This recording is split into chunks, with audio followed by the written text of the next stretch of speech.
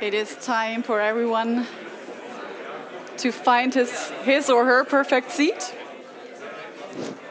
And then we are about to start, and we have a super exciting agenda point in front of us. So we will now have a panel discussion with some really cool experts we are super happy to have here with us in our round, and I will introduce them to you in 1 second.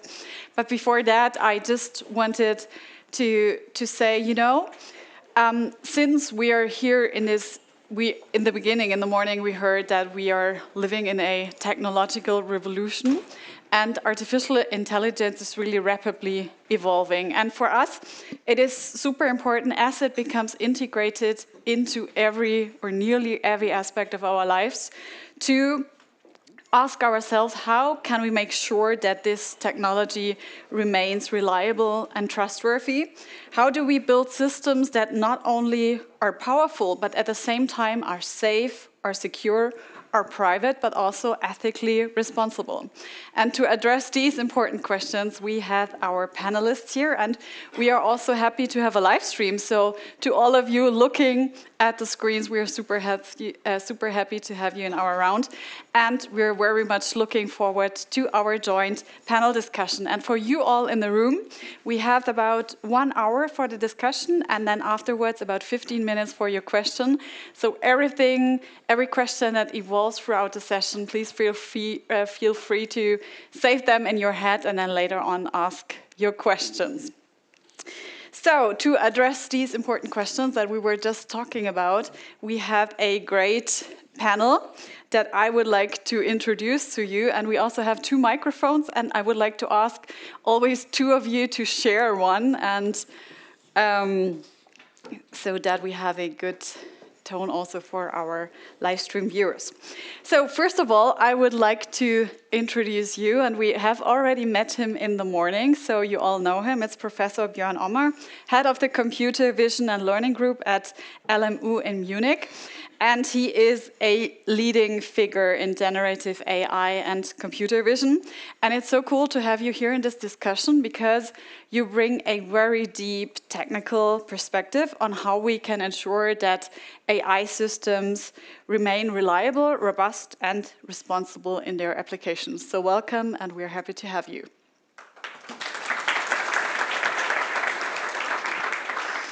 We are further very happy to welcome Professor Stefanie Speidel in our round. She's professor for Translational Surgical Oncology at the National Center for Tumor Diseases in Dresden. And her work focuses very much on integrating AI and machine learning into surgical oncology to enhance precision and also improve patient outcomes and reduce risks during surgeries. By developing intelligent systems that assist surgeons in real time, she is at the forefront of advancing surgical technologies. And it's great to have you in this round because you can share a lot of how we can ensure AI reliability in these critical situations like healthcare, where patient safety is super important. So great to have you in our round.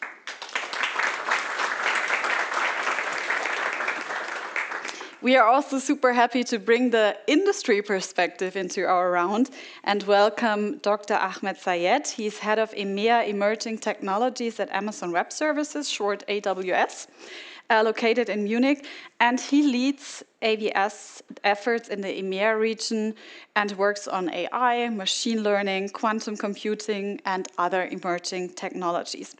With his extensive experience that he brings in deploying AI systems at a large scale, he will provide valuable insights to our discussion into the real-world industry challenges of ensuring AI systems are secure, scalable, and at the same time ethically sound. So great to have you here.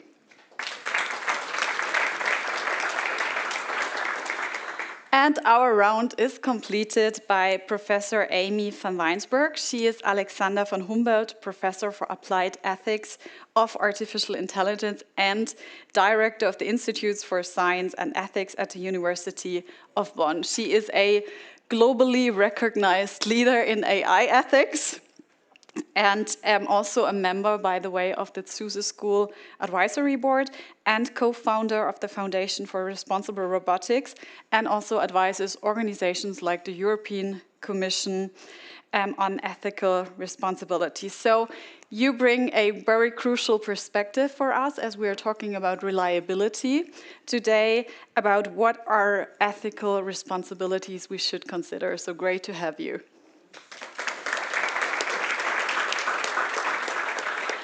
So, Professor Ommer, I would like to start with a bold vision and a look into the future. So, imagine we are now in the year 2074, so about 50 years from today. What does AI look like then? I mean, having known that it changes like every month, but what is your, when you think in these large scenarios, what is your thought about how has AI integrated into our society, into our daily lives? So first off,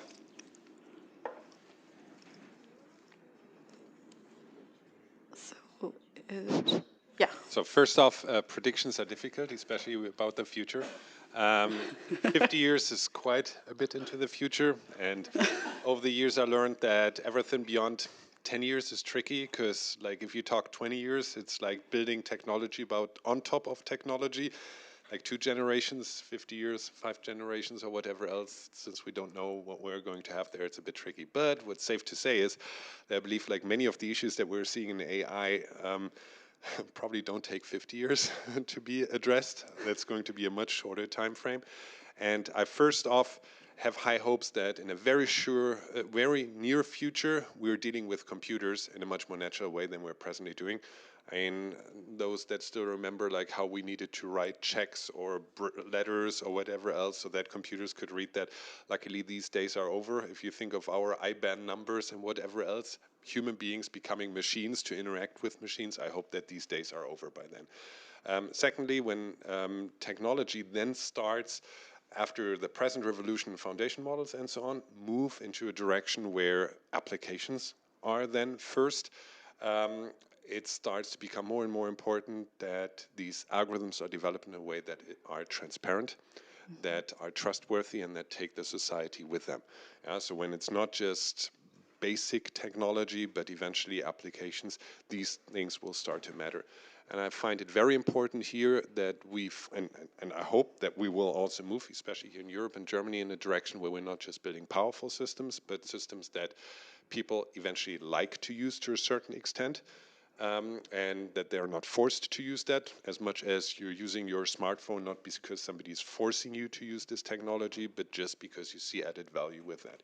And part of that with such a powerful technology will also be a certain amount of transparency. And I hope with that we're not just building better, faster, whatever systems there, but systems that people eventually will also appreciate using. And last off, I have high hopes that this AI technology, beyond applications in medical sector and whatever else that we're seeing here, gets us rid of all the amount of boilerplate things that which we are presently wasting our times with. And we have lots of studies showing unsatisfaction, and I believe a large part of that is professors know this, like all the admin stuff that we need to do.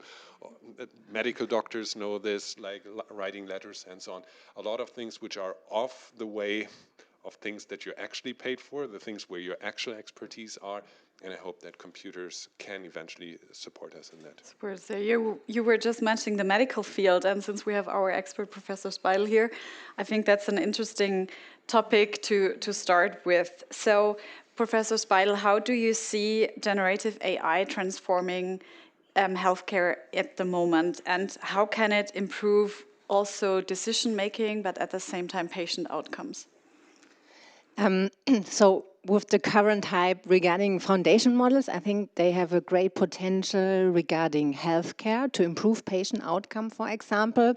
So these models can not only look at images, but also at other sources like patient records, audio, even kinematics of robots, and use this to improve prevention and diagnostic, or give a therapy recommendation, or even assist during surgeries. For example, a lot of robots are nowadays used in surgery. So to have a human-robot cohabitation, there are tasks that a machine can do better, and there are tasks that a human can do better, for example, or to have post-operative monitoring, or to even help in drug development, as we have seen in the previous sessions. I think there is a lot of potential to democratize medical knowledge. And I also hope that we are getting from a reactive mode in healthcare that we have right now, so we are treating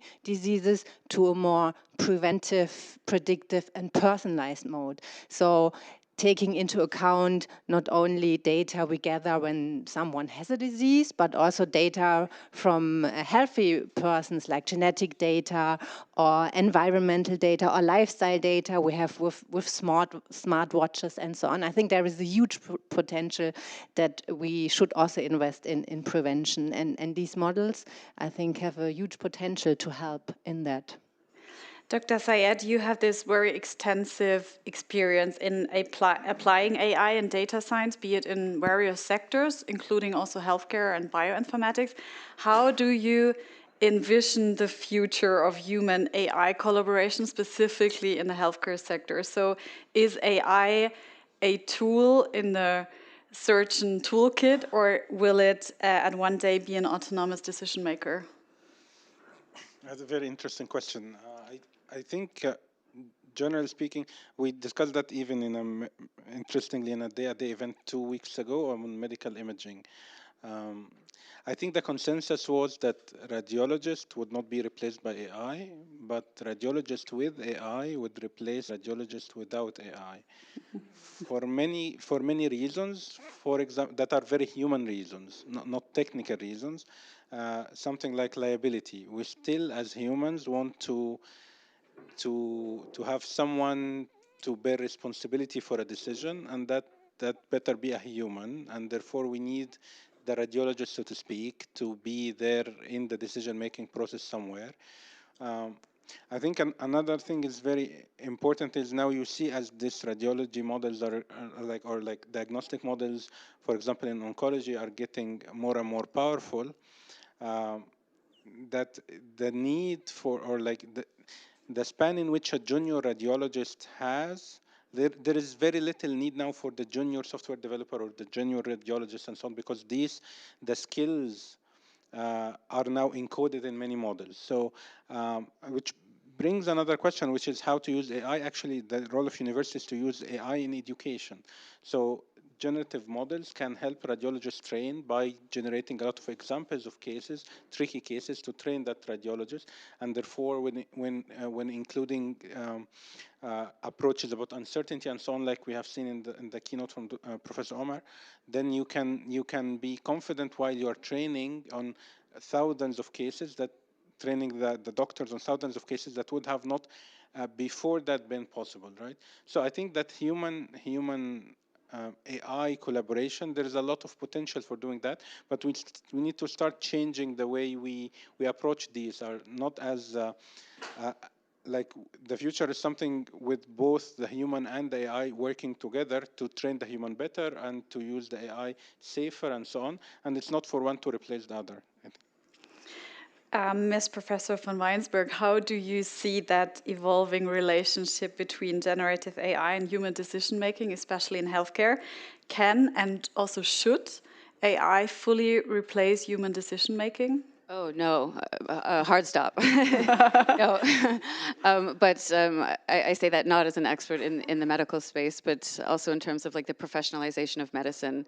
You know, we rely on accountability, liability, and if something goes wrong, there needs to be someone or an institution that is to blame, somewhere that we can go for retribution in those instances. And if some of these decisions are replaced strictly by a model, we sort of, then is it the developer who is responsible in those situations? And we've seen that with autonomous driving vehicles as well. Who is responsible? The whole point of a machine learning algorithm, right, is to learn as it goes. And so can we make the engineers, the developers, responsible in those situations? I think that's unfair to do, but I think it also really challenges our concepts of responsibility, accountability, and liability in such an important and morally sensitive context like healthcare.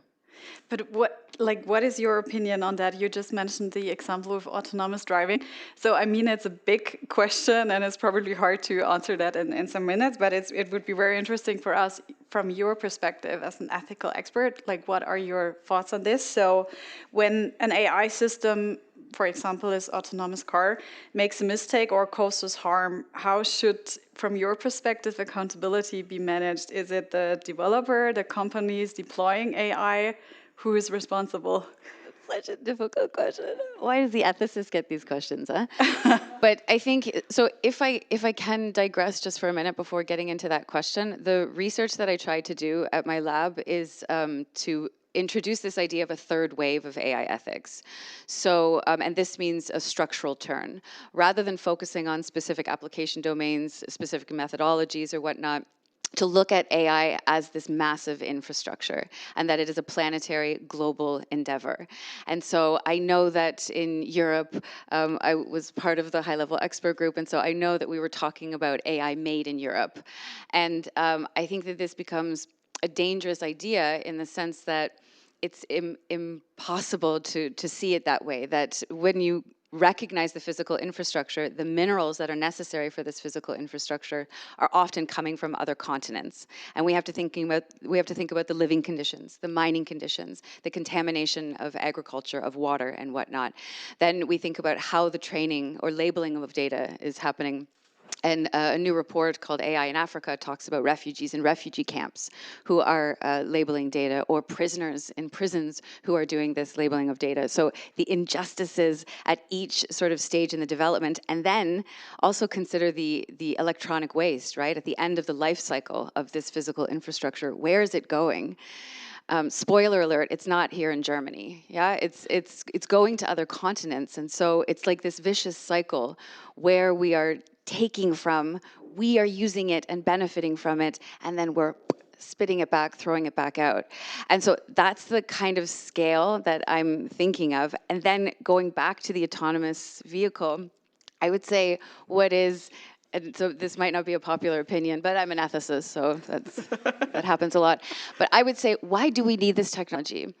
Right, when I spell out some of the environmental injustices that I've just said, is the value of this autonomous vehicle, or of us or North America having autonomous vehicles, is that really worth all of the different consequences? And I didn't even talk about land use, biodiversity, water usage, right? Is that actually worth it to have autonomous vehicles? And really, this won't be for the global south, this technology. This is mainly for the global north. So I asked that question before even getting into the question of accountability, because I say, I don't think we should be making the technology, period. That's what I would say.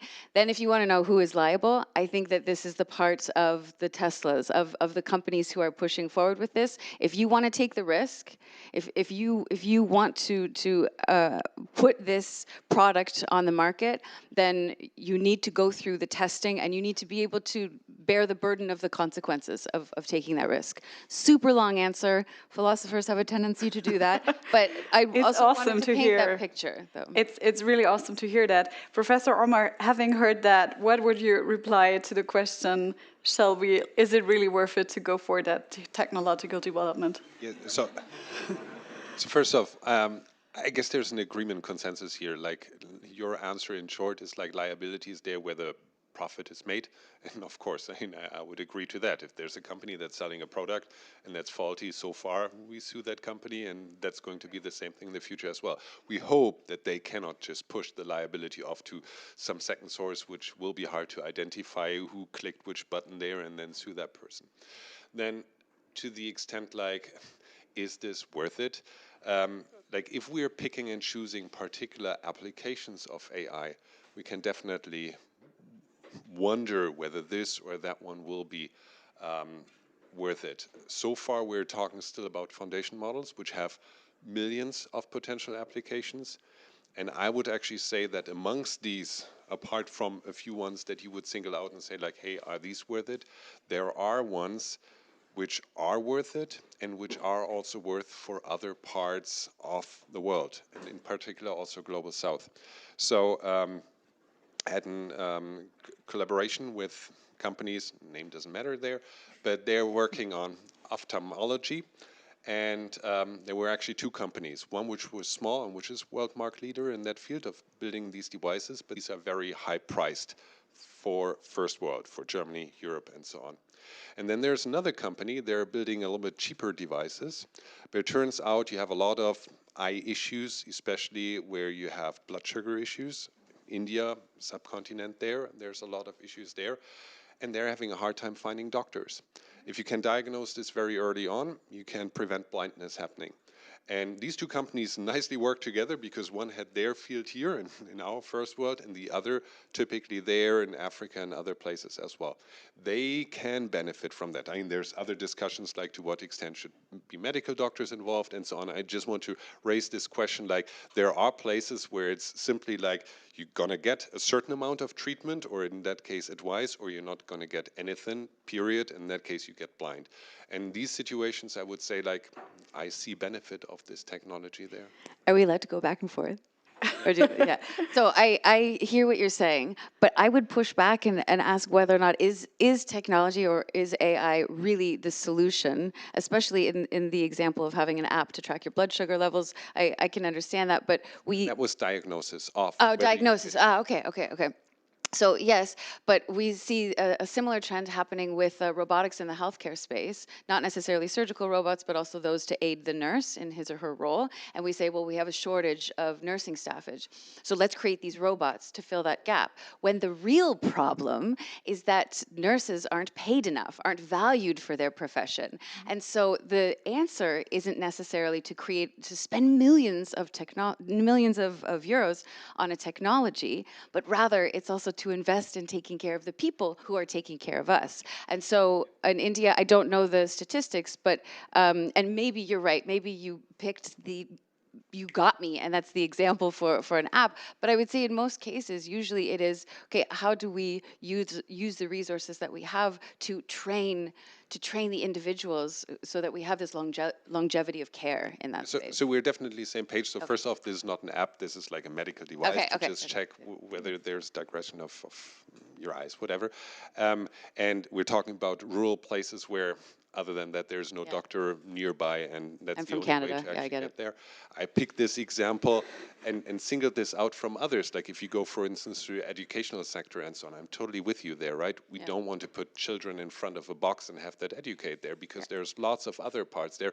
And I find it as a computer scientist interesting how much like society here or there is pushing in that direction. Hey, can the machine fix everything? I feel like, do we think people, especially like children, are machines? Like, haven't we learned during the pandemic that socialization, like having others around you and so on, also has values? So I'm definitely there with you. And that's what I meant at the beginning. We need to pick and choose, figure out there are certain places where I actually see this added value, and that's also still going to be there. The nurse example, teaching example, and so on. These are examples where I believe we have bigger problems beforehand. And to end on that point, I believe many of the issues that we're actually discussing with AI, the AI is just becoming a magnification lens for problems that we used to have all along beforehand, which we haven't addressed beforehand sufficiently. And now with a technology which is just magnifying that because it's stronger, they're falling back on our feet. And there I'm totally with you. We need to go back to the roots. Yeah, I just love this discussion because it really shows also like the big benefit of the Zuse Schools to really bring together different interdisciplinary experts and then to exchange on the different topics. Coming back to the topic of reliability, Professor Speidel, as especially in healthcare, AI safety is like super important. How do you ensure in your daily work, in your research, that AI systems are designed with safety as a top priority? How do you do that in your daily work? So, I mean, in my daily work, we are a research group. We don't focus on all the regulatory aspects, but we take them into account. So there is a regulatory framework. I mean, for the foundation models, it is not in place right now, but we have to think about these things because we want to bring our methods into clinical trials. And if we want to bring them into clinical trials, because 2 years ago the law was changed, so we have a new medical product law and so on, we need to take all the safety issues into account. In particular regarding AI. But the problem is that at the university level, we don't have so much resources to do that. So in a company, there is a whole department only looking at these regulatory aspects, but in my group there's a postdoc, and then there's a postdoc in another group, and they have to go through tons of documents, really boring things, but they do it because in the end we want to bring our technology closer to the patient and do trials, because it's the only way we can show that what we are developing is really improving patient outcome. If you don't do clinical trials, you don't know that. But I mean, there's also an issue with this regulatory aspect. I mean, I can talk for hours about it, because in Germany, it's in particular regulations. difficult to go down that path. I mean, in Dresden, we have support because there is the only professorship in Germany regarding regulatory affairs for medical healthcare and so on. But still, we need also support from politics to support these endeavors and not limit them, because then it will be done somewhere else. Even if the research is done in our places, then it will be commercialized somewhere else. Yeah, great, thank you. Dr. Sayed, as AI becomes more widely used, AI models themselves could be target of manipulation. So how would you, or how do you in your work, safeguard the integrity of AI models? I have a keynote about that. Speak about it for Okay. I think in general, we have our mind about three things. So the security of the generative AI, which means like how to secure your model or application and so on. And then you have topics.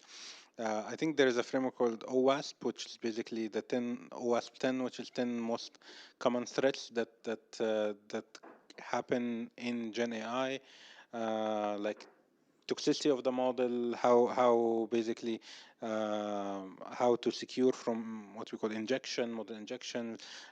You have to control the model if you give it agency, all of these topics, right? So there are 10 famous topics.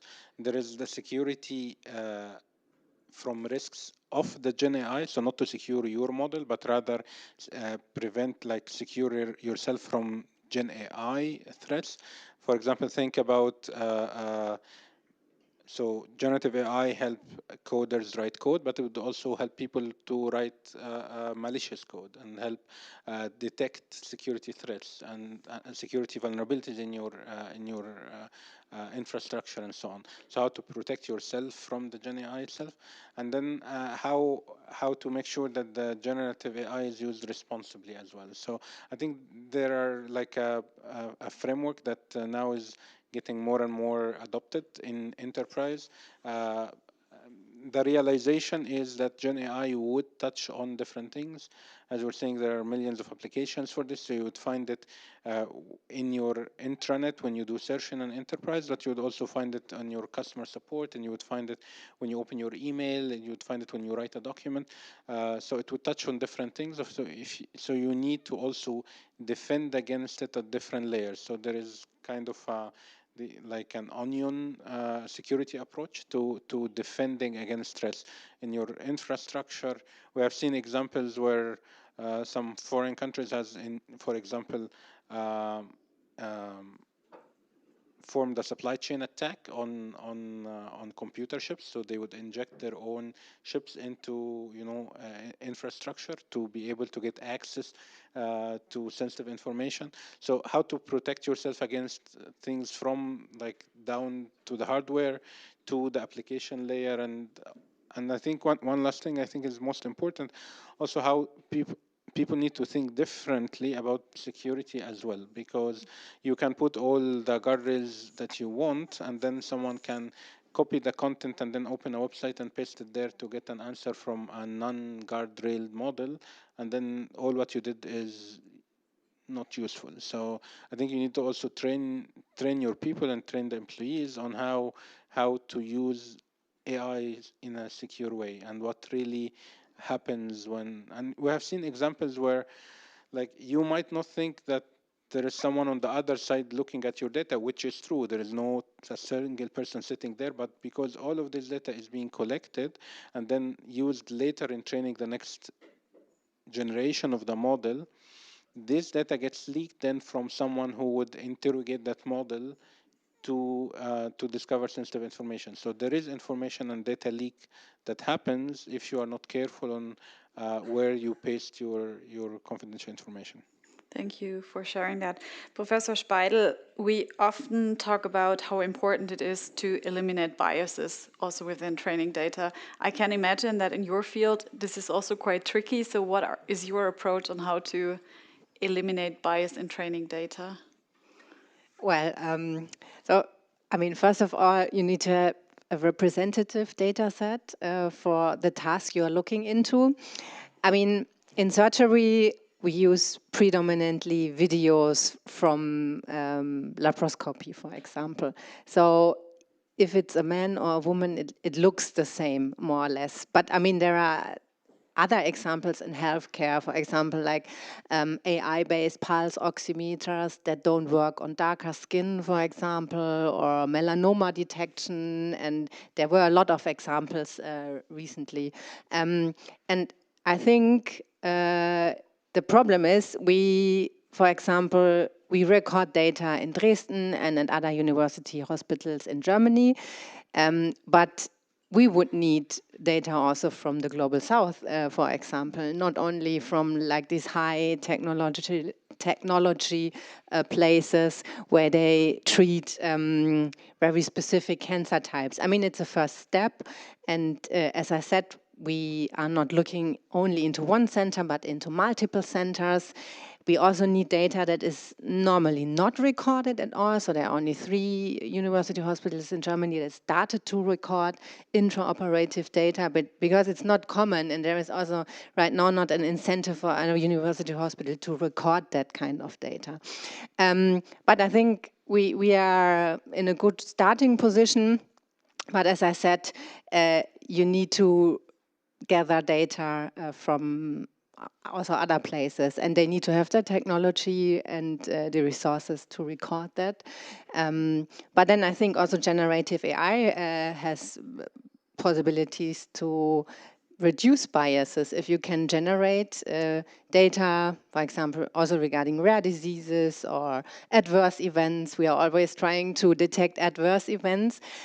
Fortunately, there are not much complications in the data we record, but if we tackle this problem, we also need complications in the data. So we are now looking into generative models to create videos where we have bleedings, for example, as a kind of complication. So I think you need to tackle it from different perspectives. Professor Ommer, what's your opinion on that? So will AI or can AI ever be completely neutral? And what are the limitations of trying to create? Aimee and I are already looking at each other. That's going to be an interesting one. Huh? No. You will get the mic afterwards. Bias is a super challenging problem. So first off, I think the big problem that we're having is like figuring out how we as human beings deal with that in the first place. There's been like over the last 2 years or so a lot of discussions like that AI should adhere to our values, like which values? Like we're talking about elections in a big country in a very near future, and we know that there's no agreement on pretty much everything there. Okay, if I'm the AI, what now, blue or red, or what in between? So as long as we haven't figured it out, tell the AI, right? Then there was the interesting experiment that Google ran with Gemini. So like, sure, the AI has biases, right? Now, what do? Like, I debias it. Like, in what direction? And for those who haven't seen it, then I tell like, hey, render somebody from Germany in the, what was that, 1900s or whatever else, and then you get somebody with feathers on their head and the other being black and so on. Well, if you replace a bias, you will always replace it by some other bias. who is defining that? I mean, first off, a company, the company that's developing the product. We in society have learned that there are these issues, but so far my understanding was in open and democratic societies, we elected somebody to then define what the next bias, so to speak, will be. And if we don't like it in 4 or 5, whatever years, you can elect a new one. And hopefully it's going to be like that also in the future with technology developed for the people and not the one developing it deciding also what the biases would be. Because I guess that's the one thing that I would communicate. There's always going to be a bias, and that's, again, like magnification lens, that's not a problem of the technology, that's just a problem of the world as it is. We just need to define which one we want to have. And I hope that we can have a public discourse about that and ideally elect, and then if we don't like it, then have another chance. I feel like we should work together. Yes, we found the collaboration here. I think so too. Yeah. No, did I hear you, Vincent? I was thinking the same thing because it's different in the medical context because to a certain bias, extent. so I didn't. Yeah. If you want to answer the question on what you mean by bias, but I think also semantics is really important too, because when we hear about or read about biases in newspapers and in the media, it's often the AI is racist. Do you remember Tay? Do you remember the Microsoft chatbot? Yeah, and the AI is racist or the AI discriminates. But the thing to remember is that it's our culture, it's our society that has all of these patterns, these biases, these forms of discrimination. That is the data that's being used to train the model, and so it's just replicating or exacerbating cultural stereotypes. So it's inappropriate to say the AI is racist. No, it's a reflection of society. Yeah. Professor von Wynsberghe, we were this morning also talking about democratization, and AI promises to democratize access to technology, but also to knowledge. Is that something we are really seeing, or is it reinforcing existing power structures? Yeah. So again, with the semantics, AI isn't promising us anything. Yeah. So it's the developers who are making promises about what AI can do or is going to do. So just to say that off the bat. And then I think I was so happy to hear Björn talking about this idea of democratizing AI. And it's important to understand that there are two ways in the literature that this is understood. That there's one way where you're talking about open source, open access data sets and whatnot. And then there's another way where you're talking about the actual procedure, to democratize the procedure when deciding what AI is made, how it is made, inclusion of a larger group of stakeholders to make these decisions, so diversity, accessibility on the design teams and things like that. That is also a form of talking about the democratization of AI. And I think each of these, both of these branches are crucial to achieve any kind of even close to equal access to the technology across the globe. And so we need to put the procedures in place in order to have a variety of opinions going into how we should be making the technology. And then that goes back to my structural approach idea, to this global endeavor. We should have people from other countries that don't have the luxuries that we have. And what kind of AI would be useful and beneficial for these kinds of groups of individuals or cultures and whatnot. So that's necessary. And then also the open source that we were hearing about this morning. And then we come a little bit closer to sort of this ideal of equal access to AI for all, but then also thinking about the compute, right? Like the power that's necessary. So we can provide them with all of the data sets and provide them with the models, and then there's nothing that they can do with that. So there's so many things. I should also say, I know I sound like a Debbie Downer, like bringing up all of these issues, but how I see my role as an ethicist is to raise these issues and then to think, how can we solve them? Yeah, so that's where Björn is going to answer it, to solve them. But I think it's important, and then speaking to the interdisciplinarity aspect, it's important to say, like, okay, we need to, yes, have open source, this vision of democratizing AI, but also structures in place where various stakeholders are involved. I'll work on the structures, you work on the tech, boom. Yeah, to just add to this point there, one thing that you now haven't mentioned is like this discussion about like productivity curves, for instance, getting a bit closer together, the AI boosting, especially teams which so far did not have any abilities, right? I mean, getting there quite a bit in. There I also see opportunities.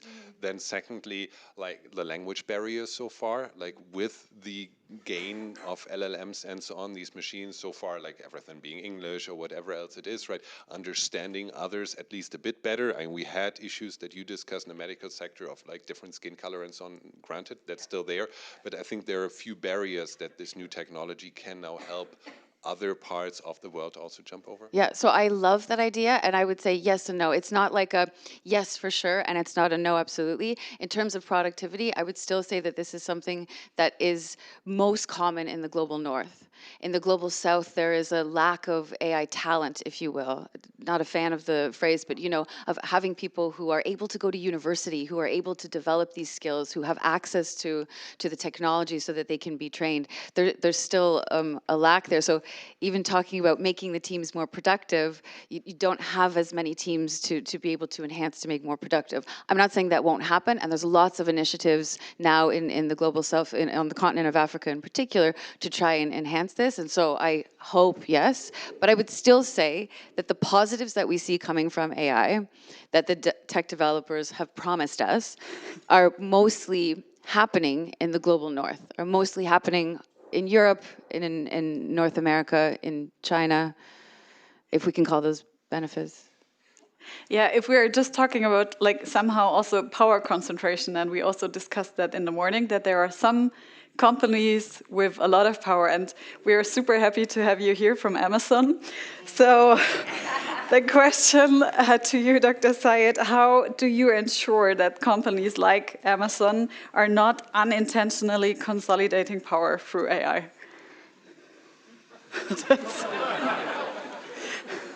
Let me first, I think I want to give a, I would come to that. I'll come to that. I'm not evading it at all. I just want to give a comment about the global north and global south. And I think because it's important to highlight the role of institutions like DAD in building things like this. So again, going back to the event we did in medical imaging, AI in medical imaging, and that one actually was sponsored by the DAD in Cairo. And one of the examples was about how universities there got access to the latest models in diagnostic models for oncology, AI models. And they got that because they were expensive, at least expensive compared to the expected expenditure, healthcare expenditure. And that was an exchange in collaboration with the hospitals in exchange for data sets that would be generated. And that benefited basically both sides. So from one side, the provider of the technology is benefiting from getting data sets on what would have been previously underrepresented populations in Africa. And at the same time, for the university hospitals to get access to latest technologies that would have been expensive otherwise. And anyway, so again, like the approach, because AI is coming anyway, whether we like it or not, and it would come because it's useful. So I think the approach is how can we then support the underdeveloped countries to get access to AI in an innovative ways. And if you try to, I think my thinking is the more you try to put a commercial incentive for both sides for it, I think it would come more naturally than just saying we would try to develop something and make it accessible for everyone, because that for things like highly specific fields like oncology, it wouldn't be easy to build an open source model and say GE and Siemens and everyone should adopt it. That wouldn't be realistic. Okay, coming back to concentration of, I think it's a real concern. Concentration of it starts from the compute power to start with, right?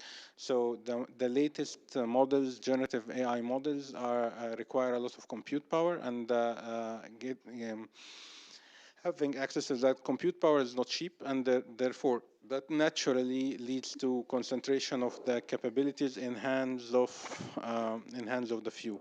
But if you look on the other side, you see a lot of innovations that go in the direction of democratizing again. So democratizing those technologies. So something like cloud computing is actually doing the opposite of concentrating the powers, because if there would have been no cloud computing, then it would be really very few companies who own the data centers with the GPUs who would be able to build models at all. So now you, at least in theory, you have a lot of startups actually building models because they pay as they go, so to speak. You have innovations in, for example, in making the models smaller. So today's models built like in the 7 billion parameter models for Llama is as good as the 70 billion a generation ago or 2 generations ago, right? So I think the more we innovate, the more democracy, or the more feasible it is for, or more accessible those technologies would be for everyone else. But it is not to say that they wouldn't still be big players, and there will always be companies who would have the ability to do more than others. Sorry. Professor von Wynsberghe, I think you might also have an own opinion about that power concentration, so of these large tech firms. Yeah, I think actually one of the things that worries me most is this lack of digital sovereignty that we see happening right now, again, between the global north and the global south. And while I appreciate the example of, you know, this kind of quid pro quo, we provide you with the compute power that you need, you give us the data sets. To me, it also... And money.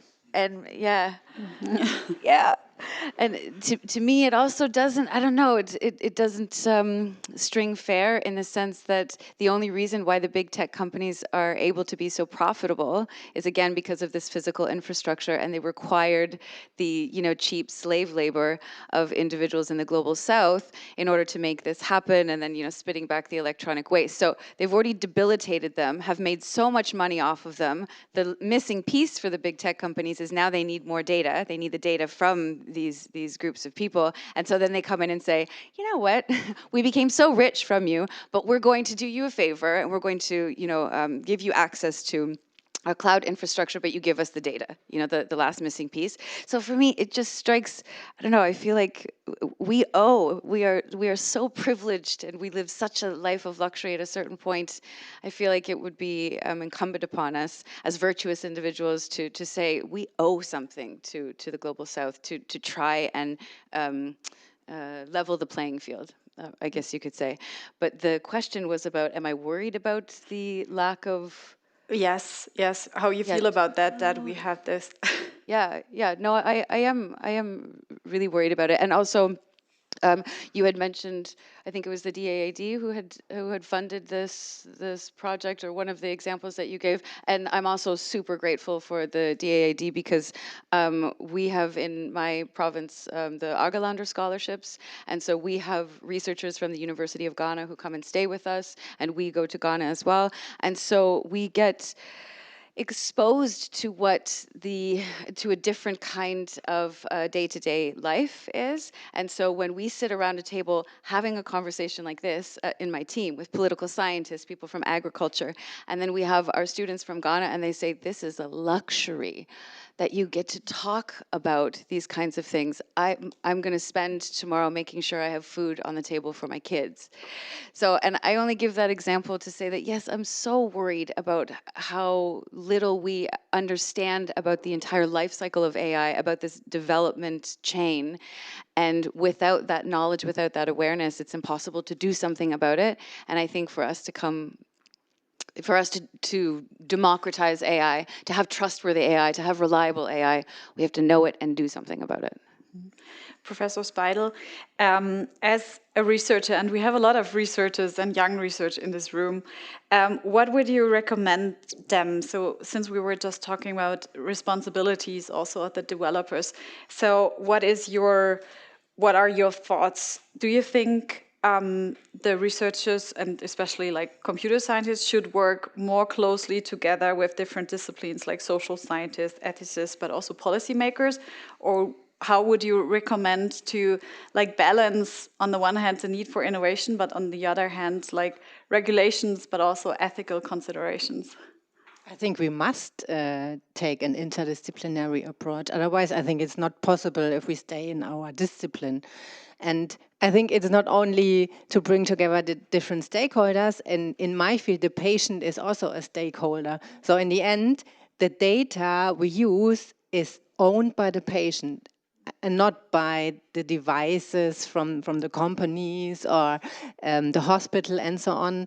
And I think it's really important to get them also into this research. I mean, we do this at the NCT sites, and I think one incentive could also be, because you were mentioning it, that they donate the data and then they maybe can profit from the kind of therapy that is developed based on that. So in 10 years, for example, they could use it as an incentive. So I think you need to bring them on board and show them the benefits and yeah, see them also as a stakeholder, and to have like models that they can donate their data and so on. But in the end, you need to have the clinicians, the computer scientists, ethics persons, regulatory persons, patients, and so on to tackle this problem. Otherwise, I don't think it's possible.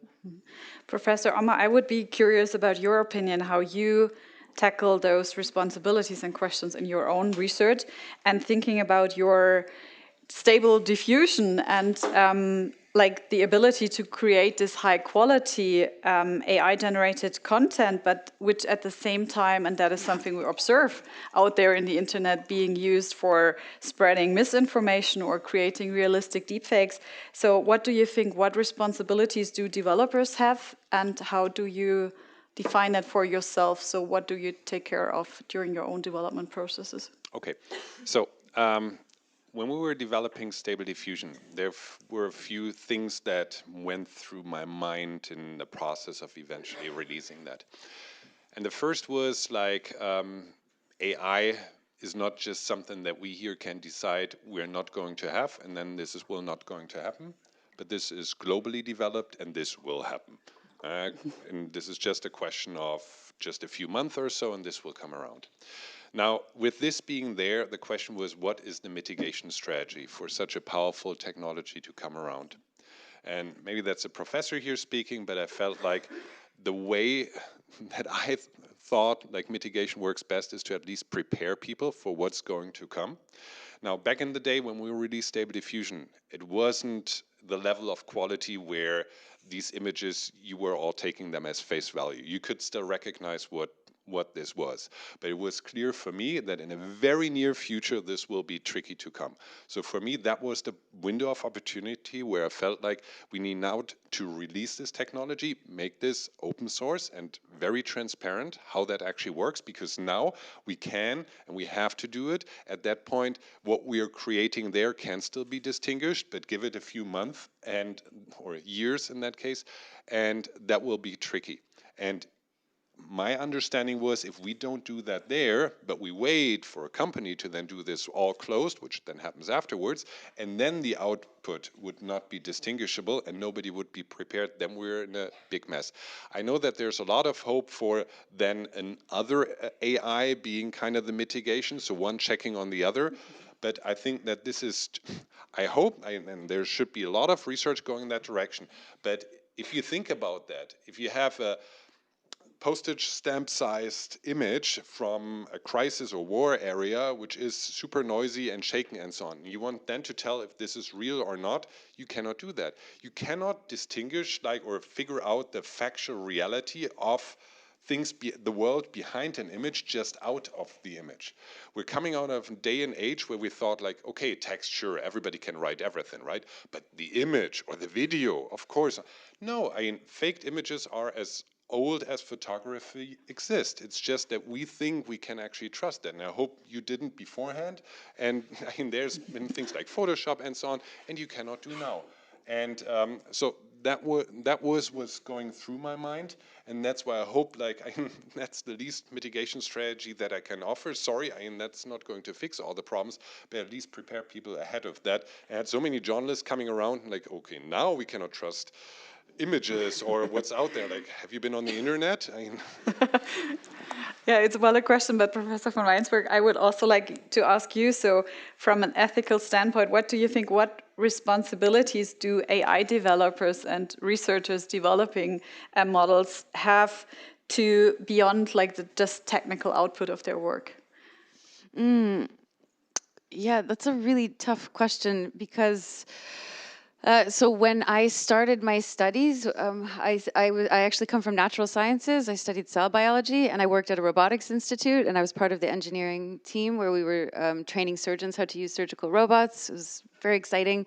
And then I left to study ethics, and my approach to ethics is to have ethicists and engineers or developers working closely together, because you have to be trained in different kinds of expertise. And so I think it's unfair to say to the developers and to the researchers, actually now you have to be an expert in both. You have to understand everything that Björn said, and you're going to have to know everything that I say. So I think we call that moral overload.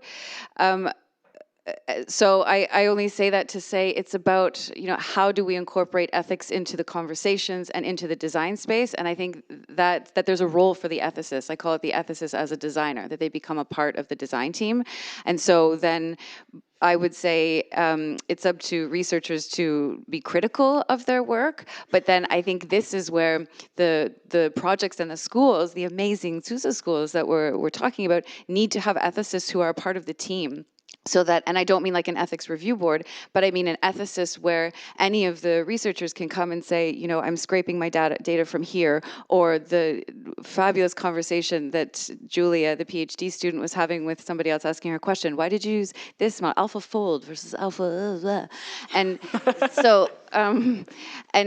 so, but to be able to go to an ethicist and say, you know, this is the intention that I have, but I'm taking my data from here, or I'm using this model, and to help you go through the critical process of doing that. So, yeah, long answer short, I think of course there is a responsibility on the part of developers and researchers to be critical and to think about things like, what is the energy consumption? Why am I doing this research?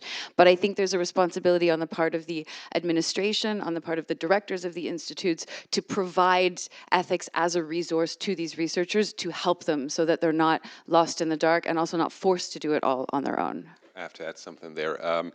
I hear it so often. There's now said like, okay, computer science or AI, whatever, you also need to study ethics in parallel. But for me, it's like just learning ethics doesn't make people ethical or moral for that matter, right? True that. And that's not going to fix things. Like if anything, like President of Syria, Assad, like he had a medical degree, I'm supposed to heal people, and we know what he did, and that doesn't fix things. So. Sure, it helps with the certain amount of awareness. There's a lot of money involved in that game as well, and we see what that here or there turns people into. And so I don't mean to say if you take one of my courses, you're going to be the most ethical person ever. I mean, I would hope so. But what I mean to say is that if you're in one of my courses and they're very applied, I can raise up different case studies like autonomous vehicles and who do we think should be responsible, and getting the developers, getting the researchers to think about that, or getting them to think about the sustainability issues, right? Where are these materials coming from? What do you think is more important, to have the most efficient code possible, but then you have to upgrade your hardware, so you're contributing to the electronic waste problem, but you're actually doing something good for energy consumption. And the developers are having these struggles, are having to balance value conflicts, we call them. And so I think in a class, at least my goal would be to give researchers the tools to be able to be critical of their own work, and then to think, yeah, okay, so how do is it about the consequences of what my action is going to be, or I want to follow a particular rule, or me as a researcher want to be this particular kind of researcher? And I do think that that's important. Not that we're going to make everyone like ethical. I mean, no, we will. Actually, Björn, I'm going to push back on that. We're going to make you all the most ethical researchers out there. We're working on it. At least that's why we have this great discussion here to really start thinking about the different topics. And I would, before we come in 1 second to our questions from the audience, I would like to end our round, because we also have a lot of students coming from different countries now studying here. And Dr. Sayed, since you also have like the background coming to Germany, working here, what is your advice? What do you like most about the German AI community, and would you recommend to work here? Only the easy questions. I think my advice would be to learn German. No, I think so. First, a few things. I mean, maybe that's a bit personal, but I'm happy to share it. So I moved to Germany in 2010 from Cairo. This is where I was raised and born. I think, generally speaking, we all appreciate the culture, the German culture, being productivity driven, direct in communication, highly efficient. But again, you need to integrate into the community. I've always considered the TU Munich to be, I know there's a diverse schools here, but TU Munich to be something plays very dear to myself. I actually got 2 degrees from here. I got my PhD and also an MBA. I think there is a lot that the German education system offers. I would have never imagined to get such a high quality education for free where I came from. You can get high quality education; it's very expensive, and I think that is like this is halfway through. The other half is also on you to take the step towards that. Yeah? Look for different programs, make benefit of the community.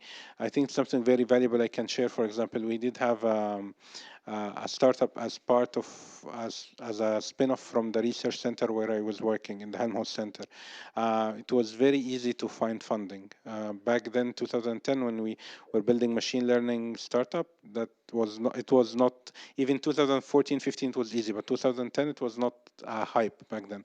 But there's a lot of vehicles, public-private partnerships, like in our case was high-tech Gründerfonds. There's so many vehicles funded by BMBF and others, right, that help you take that step. So getting out of your PhD, the options are not only big companies or academia, there are also the entrepreneurship.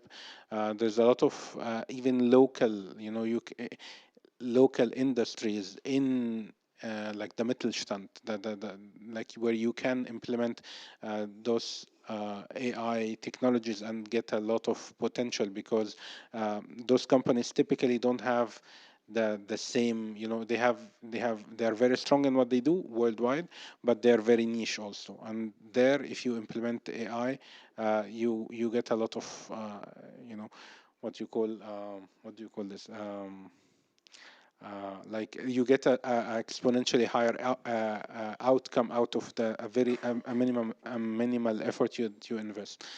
So, and I wish everyone all luck in their studies, and yeah, learn German. I think it's really important. So we have a lot of tips here today, from become an ethicist to learn German. And yeah, so we have another 15 minutes that we would like to open up for your questions. And I would steal your microphone, and then maybe you can share one, because for our guests in our stream, we need to hear them via the microphone. And my question is, do you have any questions? And we have them. So I will just bring you the microphone. So my question would be,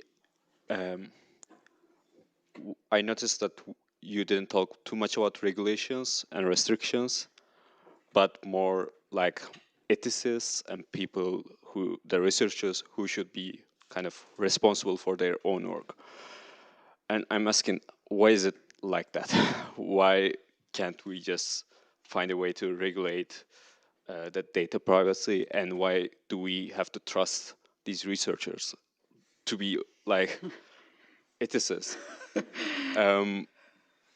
For me, yeah, this seems like trying to put the moral obligation to the researchers. Yeah.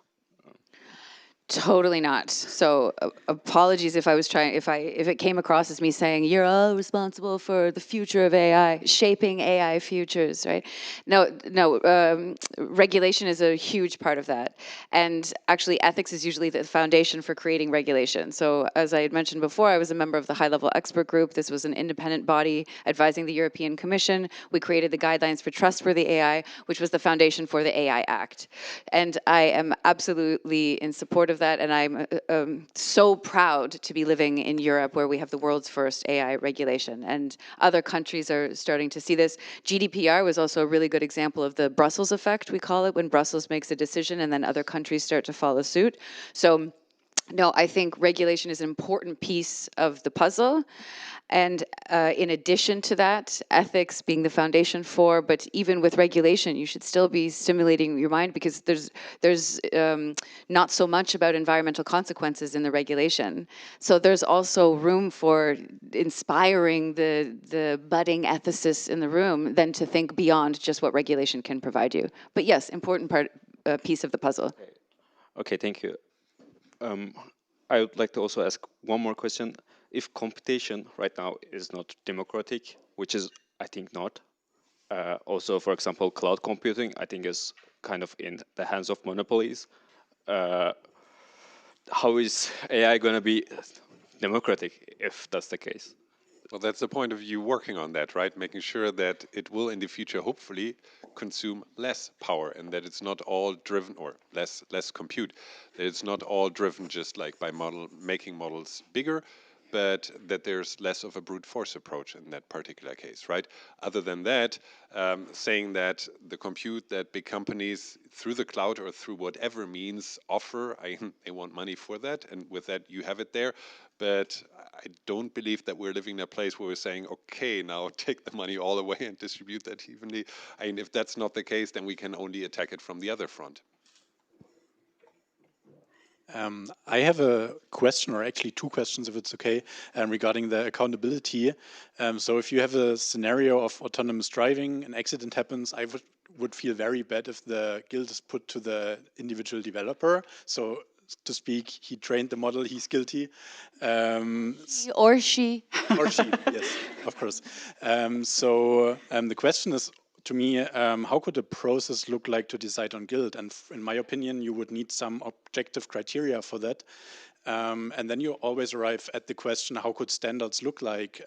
So how do I make sure that we follow a certain process? So we have requirements for the data, we have requirements for the training process. And yeah, how can we define this? So to objectify this guilt question. Right, and so I was trying to lead to that in my answer, that I also don't believe that it's fair for the developer to be liable. So accountability and liability are two different things. Liability, we sue. Accountability is just, this is where we can actually say a problem happened. So liability, no. Accountability is somewhat different, but then also it's usually a team that's working together. So I can't imagine there being an instance where it is an individual. In terms of standards, the IEEE is, they are the body for setting standards, and then usually collaborating with policymakers. I lost my train of thought on the question. Who is accountable, or how do we, what is the... How could we define standards? I mean, to objectify this, because then the question would be, did they stick to the standards? No. Which person did not stick to the standards? There is some guilt. I just want to say there are standards existing already. Also ISO standards, for example, 27001 for information security, 49001 for AI, for security and AI. So there are defined standards. There are NIST. There are so many standards. Actually, there's too many standards almost, where companies are like, and they differ by country as well. So imagine for something like building a model and make it available worldwide, there are models that are not available in certain countries, right? And we have seen it even here in Europe. Like they would see a language model released, but it's not available in Europe because of the standards here and there. And maybe it would be available, but someone needs to review and make sure that according to the standards in Europe, it's like this, and and it's even more complicated in third world, right?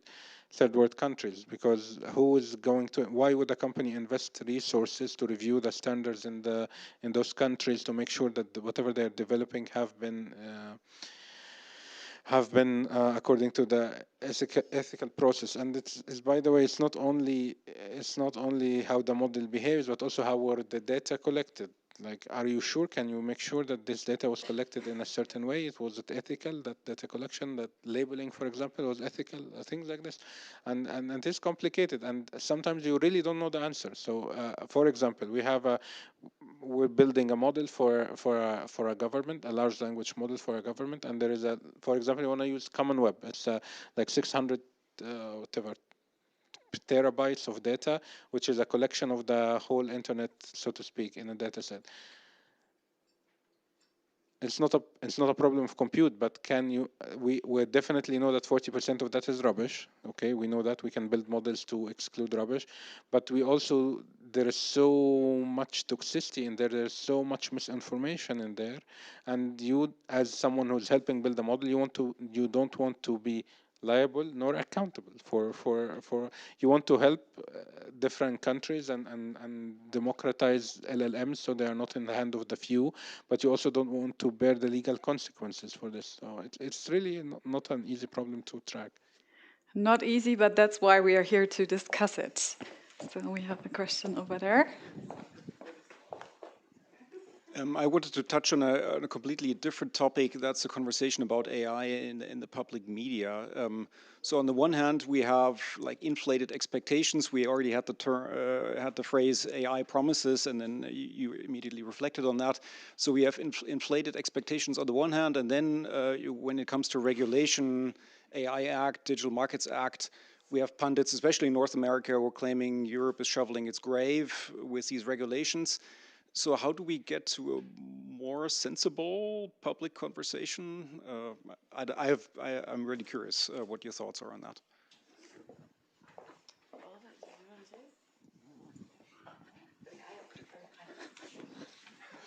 Okay, so first off, be more factual, right? I mean, there's a lot of promises with the money being around and so on, being more down to like what this actually is. Many of the hypes and down cycles that we had in the past of AI was based on promises that we had. I give you €1, and if I just have $1 billion, then I have the brain or whatever else. Turned out, man, there's a long way in that particular direction. And observing like what these technology can already deliver, and then investigating also the potential issues that there are. I guess these are like careful steps in the direction to get a more factual dialogue that we have than between these two extremes that you mentioned, like no regulation and just doing it and then later on seeing, or over-regulation on the other end. I also was here or there involved in that process around the regulations that we're starting to eventually establish here. Bless you. I guess one problem with regulations is that if you want to be ahead of the curve and try to foresee everything that could happen, then you risk having large gray areas, and they benefit nobody. Neither the customers, because they don't know what they're off, neither the companies there, because they're feeling unsecure, and at the end of the day, it's all in front of courts anyhow, where it's going to be negotiated. I would here or there push a little bit more in the direction of, sure, have the regulations there, but don't try to envision like what's coming around in the 50 years or whatever that we discussed beforehand. And then you need to adjust the regulations, as we've, fun fact, done all in the past, right? We haven't sizzled our constitution and everything else then on top of that in stone, but just the constitution to a certain part, and then added additional regulations to that. And with that, having them risking in that case to a certain extent, yeah, having to add to it. But the last thing there is, it's not that we're having a rechtsfreier Raum, even without AI Act or anything beforehand, like a lot of things that have been discussed in the media, like fake images or whatever else. Yeah, these things are not okay even without the AI Act, right? If you present somebody in a situation that they shouldn't be and so on, you weren't allowed to do that even without that. And I guess that is something that, again, goes in the direction of being more factual there. I know this doesn't sound super exciting or so, but many of these things are already covered with what we had. DSA is also there and so on. Like, it's not just the AI Act. Thank you. If I understood, it was about how AI is portrayed in the media, and usually it's for clickbait, right? AI, the Terminator is going to end mankind. AI is going to take all of our jobs. AI is going to save the planet, right? So we hear all of these tidbits. This is where, again, I would say that ethics is crucial, and that it's the goal of ethics is to teach you how to be a critical thinker. One of the goals of ethics, also to be incredibly ethical, but to be a critical thinker, and to recognize that we all are in our own echo chambers to a certain extent, and so to be able to take a step back and think about those things. But it's different for here in a university context, and then like no offense, this is live stream, no offense, mom, but like for my mom or something, to be able to sit back and be like, oh, is AI going to really take all of the jobs? So it's a really complicated thing to answer, but at least we can start with being aware that clickbait is so important. But I think journalists need to have a pact. They need to make a pact in terms of like how to avoid the scandalous, outrageous stories. So then for the next panel discussion, we will invite a journalist as well and extend around. So we have time for one more last question, and I would like to hand over the microphone to you. Hello, thank you for the discussion so far. As you might know, we don't have too many like larger tech companies or larger data science companies in Europe or in Germany in general. I would like to hear your take on that. What is Germany's worst problem right now in terms of commercialization of AI in general, from a startup to something that actually earns money?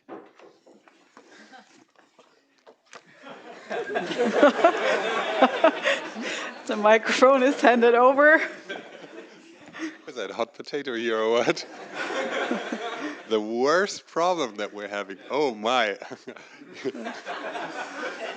Okay. Where to start? Let's start with a more positive thing there. There's been a lot of discussions like Germany going down to the drain, or Europe for that matter, or whatever else. I must say, like, it's easy to just point at VC money being much more fluent in other places of the world. That's totally clear. But apart from me agreeing a few things, like some of you traveled here by train and so on, and there being a lot of issues there, apart from these very evident things, let me point to one thing there, and that is we start to take also certain things for granted until we notice how valuable these things are. And there's quite a bit of things that we have, which we call like European values and whatever there, right? Which are not to be taken for value. And these days we realize how important it is to actually have these, and that they can also become decisive factors for workforce to potentially migrate from the outside into this country, for having stability here, for companies to actually invest. I know presently it's typically just like, where do I get most VC money? But when everything starts to become a little bit more shaky, then these things may also become more important. Maybe I add a few things. I generally agree with that. I want to add a little thing. I think Germany is a little bit peculiar in its size also. It's not very small. So for a company starting in Germany, it is not forced to look outside. Like if you are very small, think of Israel, for example. It will be very small that you have to, from the beginning, address a global market. Or think of the US. Even a local market is big enough. Germany, a local market does not make you a huge company, generally speaking, and you are not so incentivized to move outside from the beginning. Yeah, you can spend 10 years doing things in Germany and still be great, but not like hyperscaler scale, right? So I think that's a known problem since forever. I think the other thing that generally people look at is why don't we have a Silicon Valley? nobody has a Silicon Valley. There is only one Silicon Valley, and it is difficult. And because there's a lot of factors that played into this, from where the valley actually was created around ships actually, until it became an information thing, like information technology more than hardware, and then back into hardware, and so all of this, it was an ecosystem that was created under certain circumstances. But you have also a lot of industries that are on a global scale very strong in Germany, like consumer devices, like automotive, like chemicals, and so on. So yeah, that's, I think that's normal. Every country will have its own strengths. Yeah. Thank you so much for being here. Thank you so much for sharing all your different perspectives, for giving us some thoughts, and for starting also our thought process. So thank you very much, and a big applause for you all.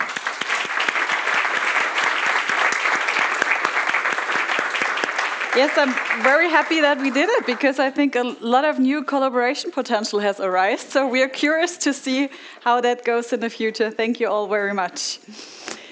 And we will directly go on here with two more